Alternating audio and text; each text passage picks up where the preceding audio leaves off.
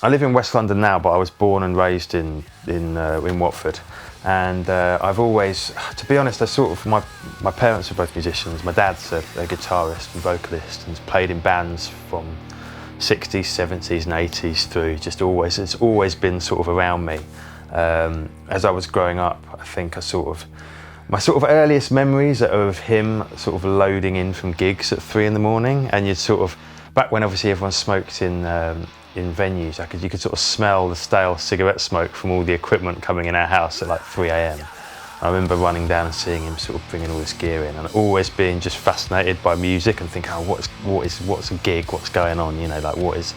And as I grew up, I started, obviously learned to play guitar and piano and bass, and would start playing in bands around the area, and then start putting on sort of gigs when I was probably about 17 or 18.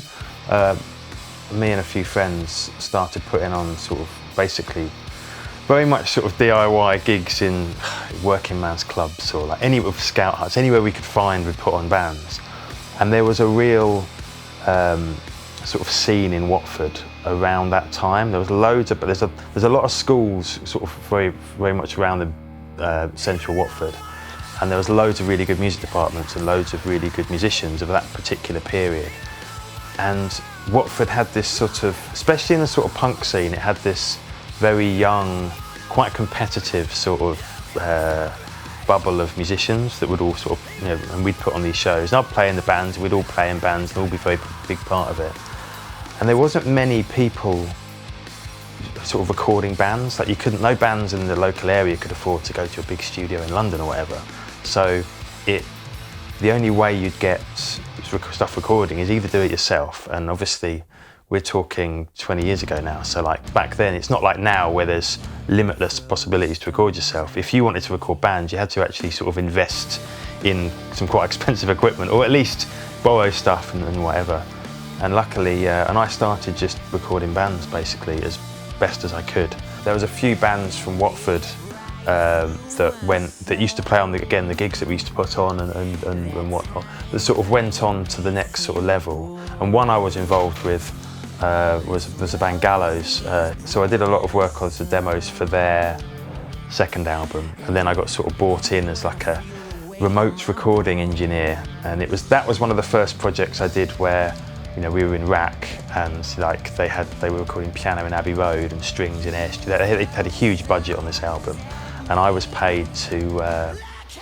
They wanted to record everything to tape, and I was given like a sort of Nagra reel-to-reel tape machine, like an old film and a boom arm, and a list of things to record, like that Frank from the band wanted. It was like Big Ben was one of the things, because this whole album was this big sort of concept album, and there was a list of stuff, and I was sort of sent off around London to get these sort of sound effects live to tape, And that was really fun because I sort of realised I got to see a big album being made in big London studios, and realised that the process is very similar. It's exactly the same as what I was doing, but it just was more expansive. There's bigger, better equipment, more time, bigger rooms, One of the things that was on the list of stuff that they said, they wanted the sound of a vulture. And I was thinking, how am I going to record the sound of a vulture in London? Like what, What even sound does a vulture make? I've no idea. And I phoned up London Zoo and I said, have you got a vulture? And they went, yeah, we've got a vulture. I said, well, can I come and like record it? And they were like, yeah, right. And I think they charged Warner like 150 quid to give me like their license to go and record, So I show up and I'm wandering around with this massive boom arm, and I sort of find the vulture, and they're like, there it is. I'm just watching it with a shotgun mic pointing at it.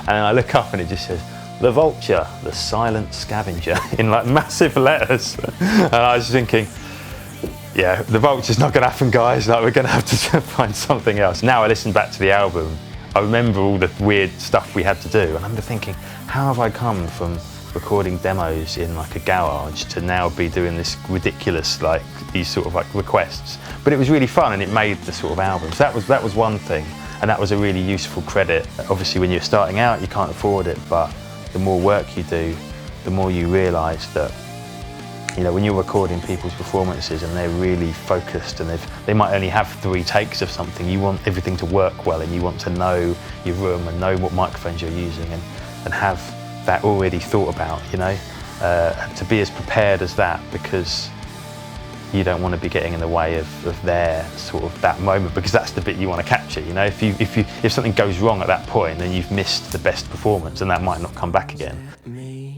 I studied sound engineering for 3 years, and one of the guys at my college, one of the lecturers, they were doing up, I think they had this sort of theatre, and they bought a load of old BBC equipment from someone, and they had all this old gear there, and I just remember, like, I think they had some Neve gear at the time. I remember thinking, like, and they all would talk about it as if, like, this is the best thing, this is the stuff you need if you're going to get into recording, you know, but it's, you know, it's not cheap, but it's, you know, and this guy was fixing up all this old gear, and I always remembered that really solidly from when I was younger, thinking, oh, I wonder what that, because it was that same, oh, I forget what compressor it is, but the massive old Neve compressor, and they would all talk about it. And I remember as I sort of got more into recording, that was always something that I always really thought, oh, they're obviously quite good, and everything I'd read about. And then, yeah, as things progressed, you start upgrading your equipment, and I started, sort of managed to save up to get the 1073, and that's been a piece of gear that, as I say, I use on pretty much absolutely everything. Everything, like all vocals I do, most guitars, because it's hard to put your finger on it. Because, as I say, you go on the internet and you read all these forums, and there's millions of people trying to explain how things sound, which is a very hard thing to do, isn't it? Like, to try and explain, you know, write down. But there's a reason why they're these so-called industry standards, and there's a reason why these sort of classics of design are there, because the minute you use them, they just sound really good, and you just can't. And then the more you work with them, you think, I don't know why, but this is just making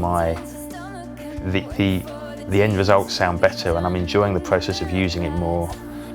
It isn't purely clean, but it can do that really well. I think so people always talk about it as being this very coloured, but it can be quite a coloured pre, and it can be.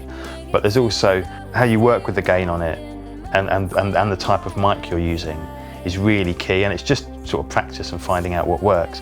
I sort of look at it a little bit like, you know, like guitarists would. Some would like Marshall amps, some would like Mess Boogies, some would like Voxes. You know, they all have slightly different ways in which the gain works and the way it sort of kicks in. You can have it really clean. You know, you can sort of take the gain right down and have it so that you know, it's not driving it at all. And to be honest, I've recorded stuff that's super clean like that. But then if you want to start driving things and you want to start getting it to that point where, you know, it's really reacting to a vocalist in a nice. I think the thing I've noticed, and I notice again, is the guitar amp parallel is quite a good one. You get sometimes things that sort of drive in a way where it's either 100% or nothing. There's no like middle ground. Like you get that with a lot of like cheaper guitar amps. You'll notice they'll be like really clean, and suddenly it'll break up in a really sort of fake way. And then you get the sort of natural where it feels dynamic, and the way you perform is affected by how that's reacting to you, if that makes any sense.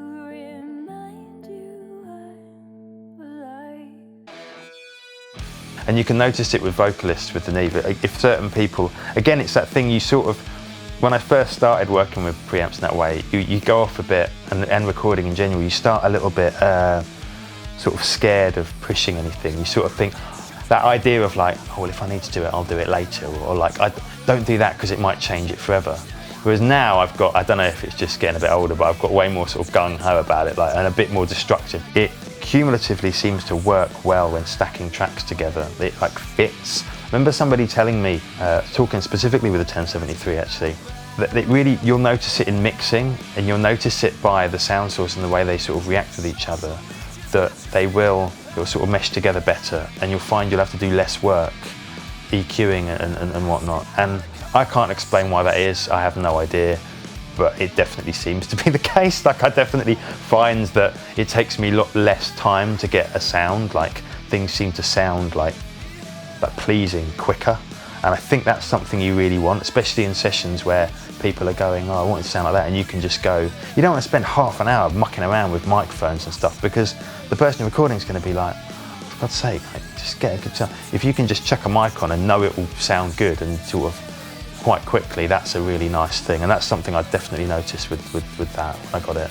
And it's been since then, it's always been, you know, the sort of key thing that I know that if I've got it with me, and if I'm going to any sessions anywhere else, it'll always be the thing I take, just because I know it. When you spend money on good equipment, I don't think there's ever a point where you think, I wish I hadn't bought that. Where there's countless cheap, inferior bits of crap I bought over the years, which I definitely regret buying, and I think I should have like saved a bit more. I should have done that and got something worthwhile, because, you know, it's something you'll have it for life then, you know, just use it forever, you know. And I hope to have a rack full of them at some point, but, you know, got to make a few more albums yet.